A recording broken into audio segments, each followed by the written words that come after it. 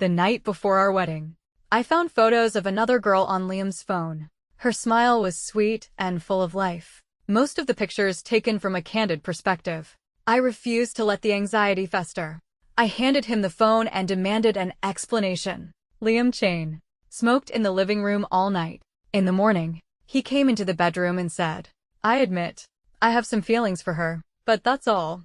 We had been in love for 10 years. I wasn't willing to give up on him over a few photos. I put on my wedding dress and let the ceremony proceed. But halfway through, his assistant, Mark, rushed in and yelled, 'Mr. Stone, Miss Miller found out about your wedding. She tried to kill herself.' The diamond ring, hovering in mid-air, fell to the floor. Liam bolted for the door. My eyes welled with tears as I shouted after him, 'If you walk out that door today, we are completely over.' He paused for a second, then left the wedding without a moment's hesitation. Staring at the endless scroll of photos on the phone, a sharp pain seized my heart. There were no intimate pictures of them together, just moments of the girl, her eyes sparkling as she worked diligently, pouting her lips as she pretended to be angry while eating, laughing freely with joy after receiving a bonus. Most of them were candid shots. There were also a few where she was looking directly at the camera, a playful expression on her face. In the past, I would have stormed up to Liam, smashed the phone in his face, and walked away without a second thought. But now, tomorrow, we were supposed to complete our 10-year marathon of love. We were supposed to get married. We had notified all our friends and family, booked the venue, sent out the invitations. Happiness was within reach. And then, at this crucial moment, I discovered this. I didn't want to face it. I forced the tears back and took a deep breath. I decided to confront him, to demand an explanation. Liam was an exceptional man. At a young age, he had become the chief engineer at the Missile Research Institute. After 10 years together, I knew his character. When I showed him the photos, his reaction wasn't one of surprise. He probably hadn't intended to hide it from me. For 8 long hours that night, he chain smoked 2 packs in the living room, while I stared at the stars from the bedroom. The next morning, before the makeup artist arrived, he came into the bedroom and confessed, "Her name is Holly Miller. She's my assistant. I admit, I've developed feelings for her." The hope that had been suspended in my heart plummeted. Then I heard him say, "But, Emily, it hasn't been easy for us to get to this point. I'll have her transferred out of our team. I promise you, something like this will never happen again." Liam's promise was sincere. In 10 years, he had never broken a promise to me.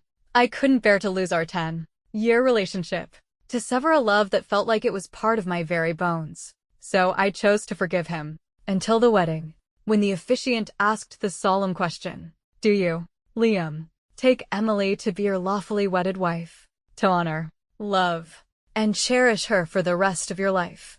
My heart pounded with nervous anticipation.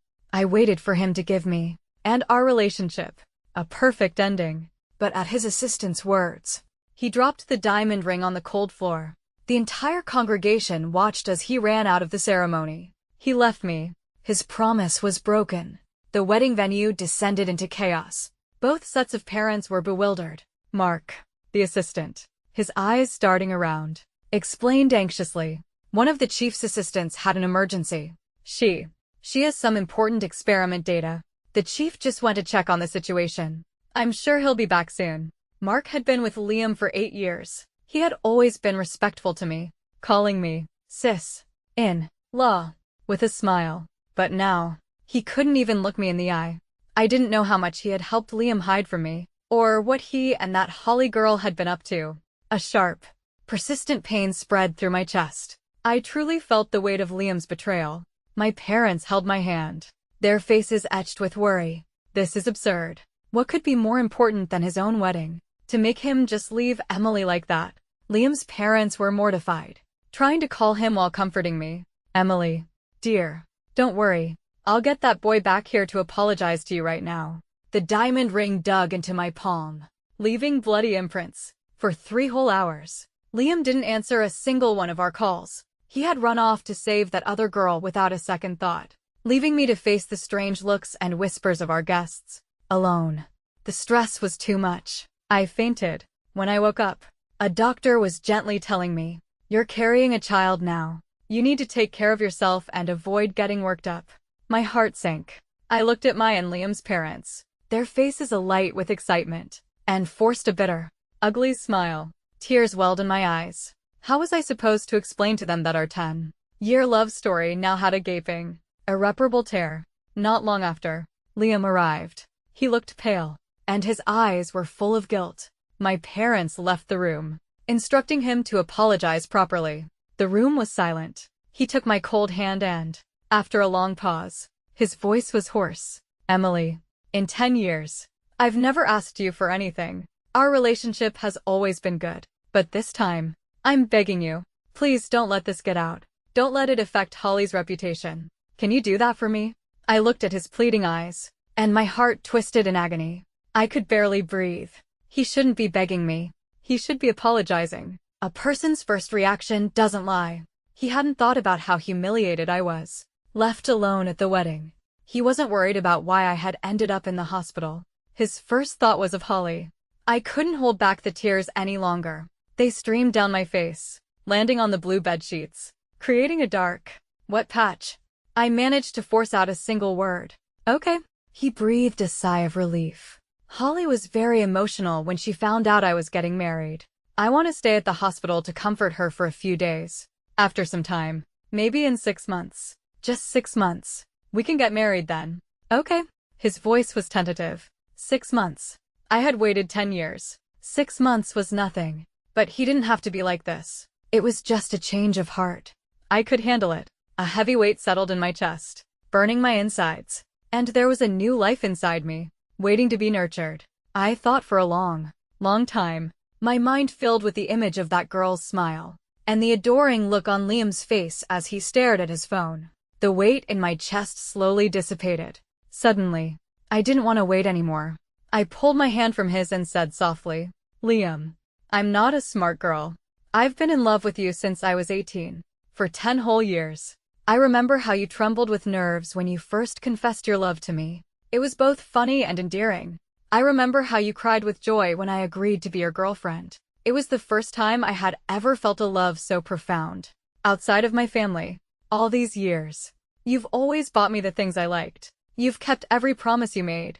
For 10 years. I believed you loved me to your very core. I looked up, tears streaming down my face. But today, I feel, you don't love me anymore.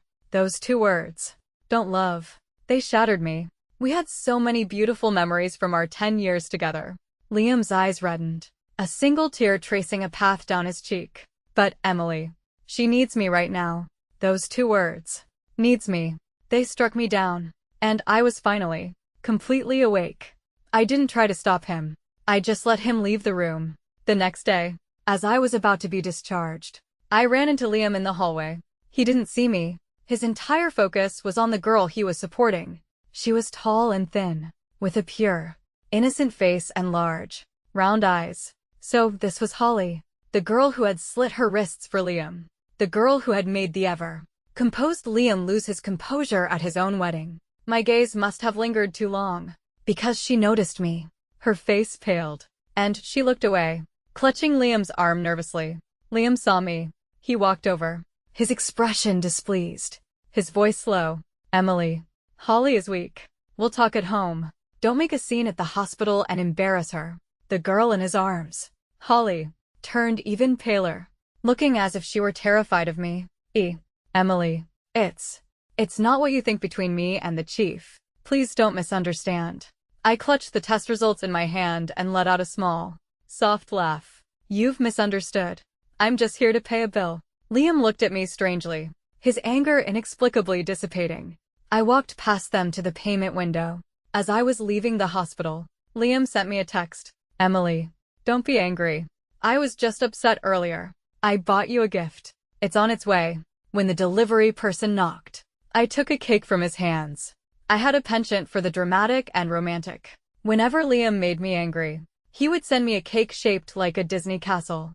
I had been eating it for 10 years. To be honest, I was sick of it. But Liam was always so busy. I felt for him. I didn't want to see him working late every night and then having to spend his precious free time trying to appease me. So every time I received the cake, I would feign delight, hoping it would make him happy too. Now, I didn't have to pretend anymore. I gave the cake to the neighbor's kids and replied to Liam. It's been 10 years. Just like you. Even the best cake gets old. Liam must have understood my insinuation. He just replied with a, sorry. I was thoughtless. I'll go to the mall tomorrow and pick something out for you myself. Liam didn't come home that night. It's not easy to let go of a 10-year relationship. I couldn't sleep.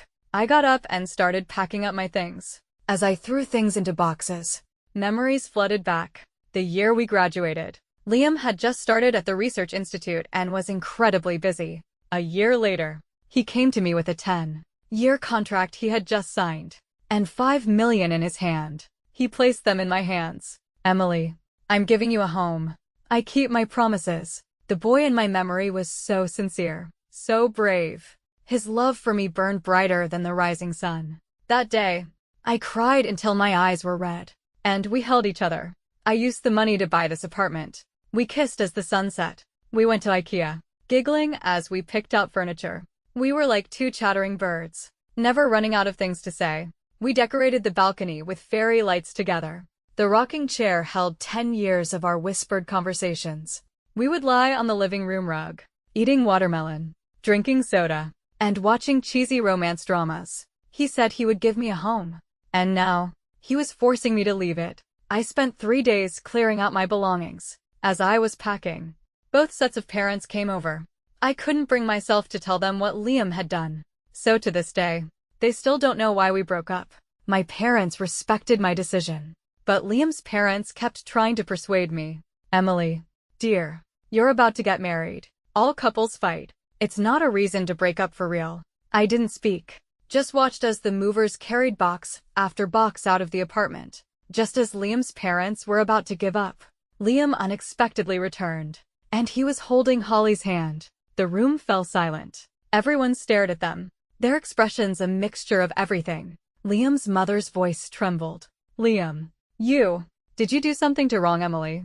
Liam's father's eyes widened in anger. Son, who is this woman? Liam didn't answer. He surveyed the half-empty apartment and then looked at me. Where are you moving to? He was so calm, so rational, accepting my departure without a fight. No explanation, no plea for me to stay. And he had brought Holly here, without a single thought for my feelings. I spoke calmly. I'm moving back to my real home. Liam nodded. Okay, I'll come find you in a few days. He then pulled Holly to his side and introduced her. This is my assistant from the research lab. She was just discharged from the hospital today. I brought her over to see the place and have a meal. His casual introduction made our suspicions seem petty and small-minded. Holly enthusiastically linked her arm through his mother's, her smile sweet. Auntie, the chief takes such good care of me at the institute. He even said he would cook for me today to celebrate my discharge. But I couldn't possibly let him. Since you and Uncle are here, why don't you try my cooking? Liam's mother looked at me with a pained expression. Emily, why don't we all just sit down and talk things through? I was about to refuse, but Holly cut me off, her eyes sparkling with a triumphant provocation. Let's all eat together. Emily, what do you say? Smack. It happened in an instant. My eyes widened as I saw my mother slap Holly across the face. Mom, my mother, her eyes red, looked at me, her voice trembling. I gave birth to you. Do you really think I don't know anything? You've been with Liam since you were 18. Now you're 28. 10 years of your youth. For him. A high society girl like you learned to cook, to knit, to swallow your pride. If you weren't at your wit's end, would you have come home? I'm not asking you to find someone better. But today, for him to bring this woman to our home and slap you in the face, I can't stand for it. If my daughter won't stand up for herself, I'll do it for her. My mother's words were powerful and resolute. Holly clutched her face, speechless. Liam, looking at her with pity, his own face dark, said, Emily, how old are you? Still running to your parents? Before he could finish, I rushed forward, my eyes red, and slapped him several times, finally feeling a sense of release.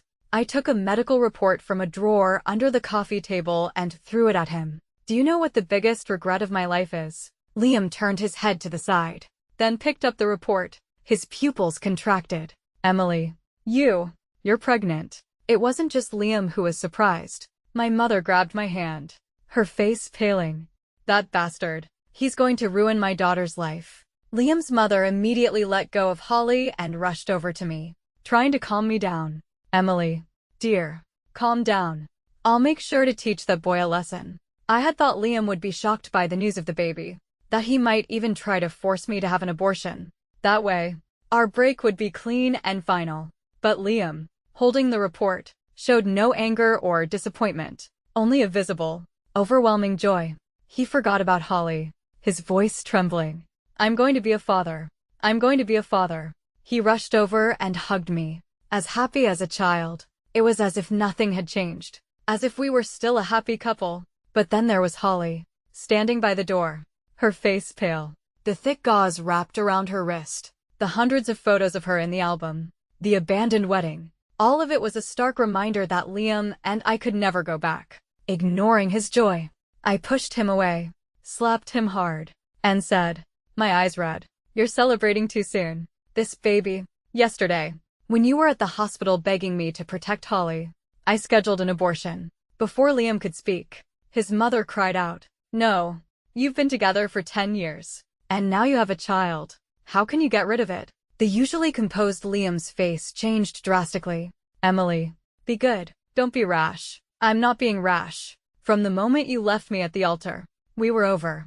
Liam tried to explain, but Holly burst into tears. Emily, it's all my fault. Don't blame the chief. I'm the one who made a mistake, falling in love with someone I shouldn't have. I should just die. With that, she ran out, crying. Liam took a step, his expression grave, and looked at me. Emily, Holly is not in a good state right now. I'm worried she'll do something stupid. You stay here. We'll talk about the baby later. As he was about to run after her, his mother grabbed him. Liam, are you trying to kill us? Who is your wife? Who is more important? Can't you see? But you can't wake someone who is pretending to be asleep. Liam pulled his mother's hand away and said, his brow furrowed, Mom, she's just a young girl who just graduated. She's a living, breathing person. The room fell silent. Liam looked at me with guilt, then turned and left. He had forgotten. Holly was a life, and the one in my belly was a life too. A sudden storm broke outside. Liam's mother took my hand and closed her eyes. Emily, it's raining. Why don't you stay until tomorrow? I looked at the downpour outside and shook my head. No, let this autumn rain be our farewell.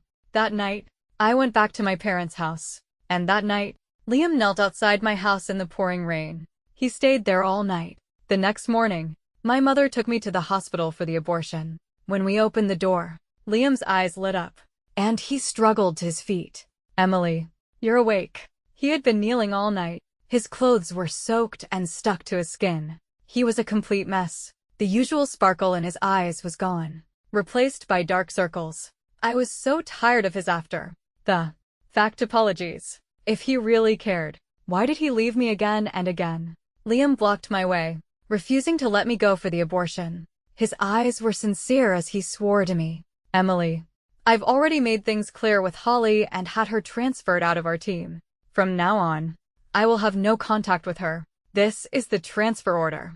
It came through this morning. Please, just take a look. He handed me his phone, his eyes pleading. I took the phone and smashed it on the ground. Liam, we can't go back. Liam looked at me, devastated, his expression pained. Why? Emily, I told you I would give you a future. You just had to wait for me. Why won't you believe me? Even now, he didn't understand. It was never about our relationship. It was never about trust. It was about a third person entering our love story. It was no longer pure. I didn't speak. I was about to call security to have him removed. He roared at me. Emily. Liam knelt before me. The ring that had been dropped at the wedding appeared in his palm. Marry me. Let's go get our marriage license right now. Let's give our child a home. Okay. To be honest, Liam was an exceptional man. He was handsome, capable, successful, and wealthy. We had a history. We had a child. It was just a young girl who had appeared out of nowhere. I could pretend nothing had happened and stay with him, but I couldn't. The love I wanted had to be without flaws. The moment I picked up the ring, Liam's phone rang. I could faintly hear Mark's voice. It's bad. Miss Miller tried to kill herself again. The same trick. 3 times. Liam's eyes flickered with conflict. He gritted his teeth and said, "From now on, don't report anything about her to me." He hung up and looked at me with hopeful eyes. "Emily, please say yes. I promise I will be good to you from now on." I couldn't help but laugh. A bitter laugh that brought tears to my eyes. I threw the ring on the ground. He picked it up, and I threw it again. His face darkened. I said softly, "Some things don't get a second chance. You betrayed our 10-year relationship. I wish you a life of loneliness. Liam, I'm the one who doesn't want you anymore." Liam had probably never heard me say such things before. He grabbed my hand and held me tightly. His voice pained. "Emily, please, please don't get rid of the baby. I'm begging you. We've wanted this for so long. Are you sure you want to let it go? Emily, this is the fruit of our love. Please, don't be so cruel to me." Liam's words brought back a flood of memories. All these years, we had often gone to the mall, and our favorite section was always the baby department. We would imagine our life with a child, giggling as we held up pink baby clothes, curiously exploring all the baby products together. This little life. We had waited for it for so long. On our journey to happiness, we had once been so happy. But the Liam of today was no longer worthy. The day of the abortion. I gently stroked my belly and apologized to the little life inside me. I couldn't help but tear up. "Baby, I'm sorry. I can't gamble with your future." The news of my abortion reached Liam's superiors. An investigation team called me, trying to persuade me to give him another chance. I was on my way to the airport at the time. "I'm sorry. I've already had the abortion. I don't want my child to be born into a family where the father is not faithful." There was a moment of silence on the other end before they hung up. I removed the SIM card from my phone and walked into the airport without looking back. Liam, having somehow found out, rushed to the airport to stop me. This time, he brought the forgiveness card that my naive younger self had written for him 10 years ago. "Emily, you said that as long as this card exists, you would forgive me once. I've kept it safe all these years, afraid that one day I would make you angry and never be able to win you back." Liam's voice was choked with emotion. "Emily, we were in love for 10 years. I still want to walk the rest of my life with you. Please don't go." Okay.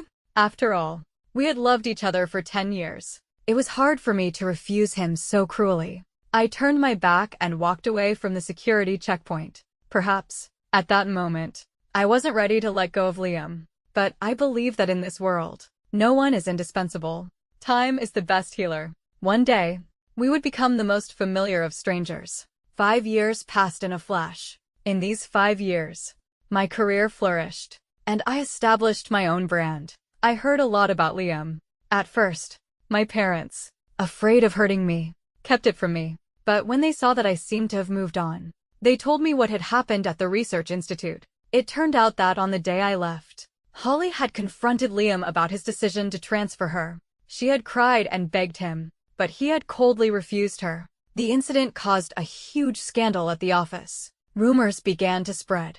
Holly was ostracized, and her life became difficult. Finally, one day, she broke down. She told everyone that Liam had been in love with her, that he had taken pictures of her without her consent, that he had sexually harassed her. She caused a huge scene at the institute, crying that she had been transferred because she had rejected his advances. The discerning people at the institute could see that she was making things up. But the surveillance footage did show Liam constantly pointing his phone at her. My relationship with Liam was well known. On the surface, his actions did constitute harassment. Liam was demoted. Holly was transferred back. They were working in the same lab again. Liam already had feelings for Holly, and Holly was now apologetic and constantly expressing her affection for him. One thing led to another. In the first year after I left, they got together. This was not surprising. My parents were afraid it would upset me, that I would be devastated.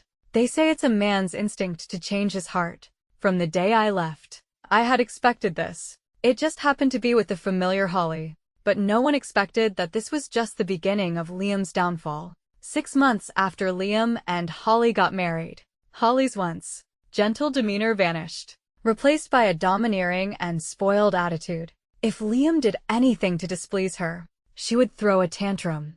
At first, it was at home, But as Liam started staying away from home more and more, working late more often, she started causing scenes at the office. Liam's work was demanding and required intense concentration. I had never disturbed him at work. But Holly was different. To show her importance in his life, she demanded he reply to her messages instantly, answer her calls immediately, and come home right after work. To prevent her from causing trouble at the office, Liam had to put a lot of his work on hold, risking another demotion to spend more time with her.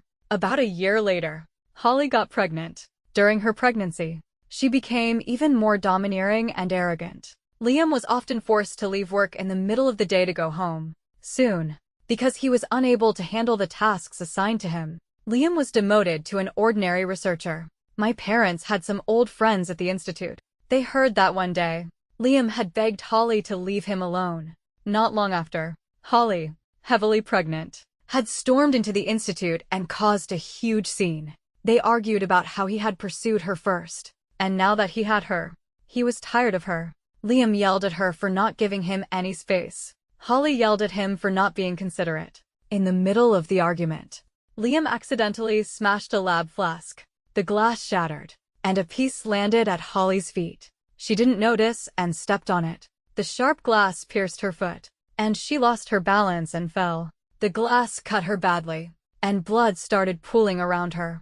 Liam was horrified. By the time he tried to get her to the hospital, it was too late. Holly lost the baby on the spot and suffered permanent damage. She would never be able to have children again. In their second year of marriage, they became the institute's infamous, miserable couple. Everyone avoided them. When my parents told me this, I felt a sense of disorientation. The man I had loved for 10 years had ended up like this. It was just as I had predicted. He would never find happiness. The day I returned to the country, Liam had somehow found out. As I stepped out of the airplane, I saw him standing in the crowd, holding a bouquet of roses, his eyes fixed on me. After 5 years, he looked haggard. In the bustling crowd, I spotted my parents and smiled, waving to them. Liam approached us, blocking our way. He handed me the roses, a strained smile on his face. "Emily, it's been 5 years. Welcome back." I nodded and pushed the roses back. "Thank you, but you should keep them." My current status made it inappropriate for me to accept his flowers, and his status made it even more inappropriate for him to be giving them to me. Liam looked down, a pained smile on his face. "I know you still haven't forgiven me, Emily. It's been 3 years. I've always wanted to apologize to you again." I frowned. "Liam, if you really wanted what's best for me, you wouldn't be here today, and you certainly wouldn't be holding flowers. Have you forgotten you're a married man? Holly is not someone to be trifled with. I don't want to get involved in your drama." Speak of the devil. Holly appeared at the corner, her eyes like daggers as she stared at me. The pure, innocent girl was gone. The Holly of today was just a bitter-faced woman, lost in the crowd. She ran up to Liam, slapped him across the face, and burst into tears. "I knew you couldn't forget her. It's been 3 years. I've tried for 3 years. Why won't you even look at me? Is she that great? The moment she comes back, you're all over her, running to the airport to greet her. Have you forgotten? You're married to me. You and her will never have a future." Liam, probably feeling ashamed and embarrassed, yelled in frustration and pushed her to the ground. "That's enough. Holly, when are you going to stop? I was just seeing an old friend. There was nothing else to it. Why do you have to control my life?" Holly's tears were more genuine than I had ever seen before. Droplets fell like a string of pearls. Her hands trembled as she spoke, her lips quivering. "An old friend. The ex-girlfriend you've been calling out to in your sleep for 3 years. Liam. Oh, Liam. If you loved her so much, why did you ever get involved with me? And if you really love me, why are you here seeing her today?"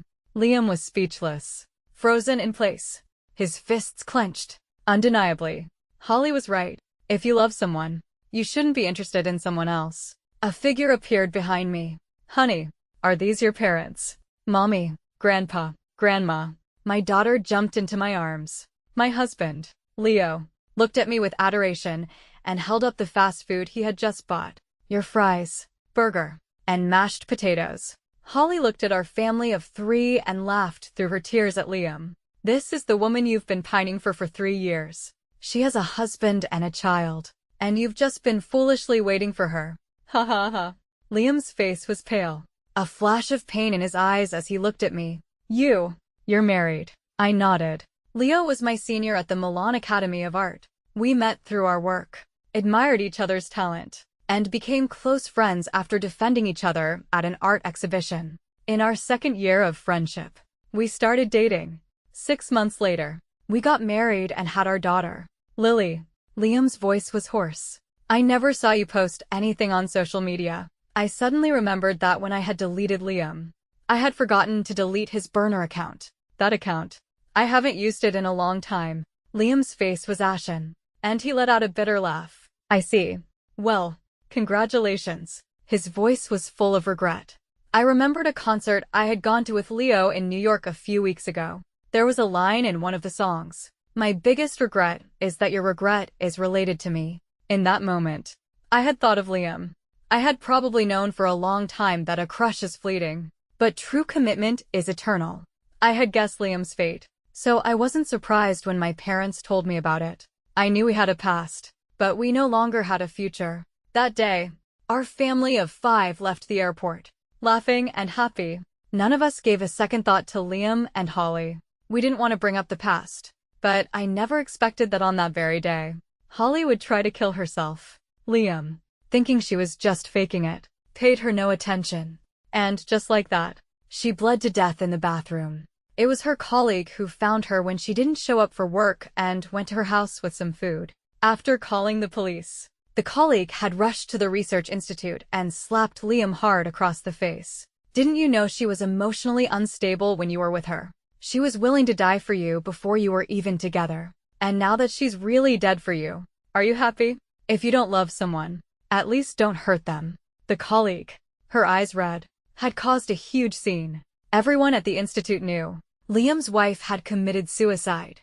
Everyone avoided him. The incident had a significant social impact. The higher UPS decided to fire Liam. Liam's parents were devastated, and the news spread through their entire social circle. When my parents told me, I was silent for a long time. Fortune and misfortune are 2 sides of the same coin. From the day he betrayed me, Liam should have known this would be his end. Those who betray will go to hell. I didn't concern myself with his affairs anymore. I booked tickets to Disneyland for my daughter. Our family of 5 was going to ride the carousel tomorrow. Epilogue. Liam's perspective. When I found out Emily was pregnant, my feelings were complicated. I was excited about the baby, but my mind was constantly filled with the image of another woman. I admit, after 10 years, I was restless. My love for Emily was no longer as firm as it once was. I had started to develop an interest in another girl, until Emily said she was going to have an abortion. In that moment, I suddenly felt like my life was spinning out of control. I spent the whole night in the rain outside her house, but I couldn't change her mind. Actually, I later guessed that Emily, being so smart, must have known that my love for her was no longer pure. After she had the abortion, I was secretly relieved. 10 years of love. It was suffocating at times. I thought I could finally take a break. Emily was gone, but I could win her back later. She still loved me, after all. But I never expected that my freedom would lead to an uncontrollable obsession with Holly. Human desire has 2 forms: greed and unwillingness to let go. With Holly, it was greed. I wanted Emily, but I also wanted to taste the fresh, innocent Holly. I gave in to my greed, and it was good. It was exhilarating, bewitched. A part of my heart was still unwilling to let go of Emily. How could she just leave, without a single thought for me? Unwilling to accept it, I decided to marry Holly. I wanted to make Emily regret it. Regret losing me. I wanted her to live in regret. The days passed quickly. My life with Holly became mundane. I found her more and more boring, and she became more and more demanding. I started staying out late. She started to argue, to get anxious, to become hysterical. I started to give her the silent treatment. Then, she got pregnant.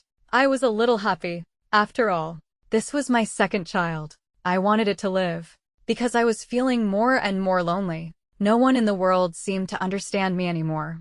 I wanted a new life to be with me. But just as I was looking forward to its arrival, Holly found me looking at pictures of Emily.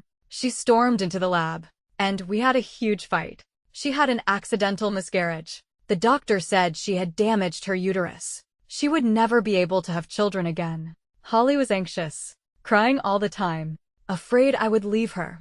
I didn't comfort her. She was right.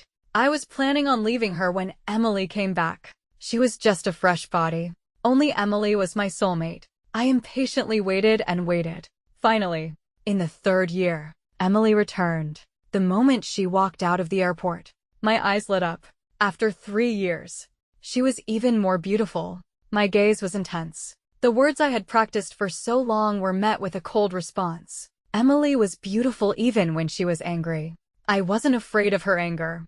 I was confident I could win her back. But that pest, Holly, had to ruin everything. I pushed her to the ground in frustration and silently swore to myself that I would divorce her when I got home. But at that moment, a man appeared behind Emily. Emily said he was her husband, that they had a daughter. That day, I looked at that little girl, and I was filled with a deep regret. I thought, if I had fought tooth and nail to stop Emily from having the abortion, would we have had a different, better ending? I thought, if I had never had any ulterior motives with Holly, would Emily and I have been in love for the rest of our lives? I was so full of regret, so much pain. Holly asked me if I regretted it. I said yes. I said I wished she would just die.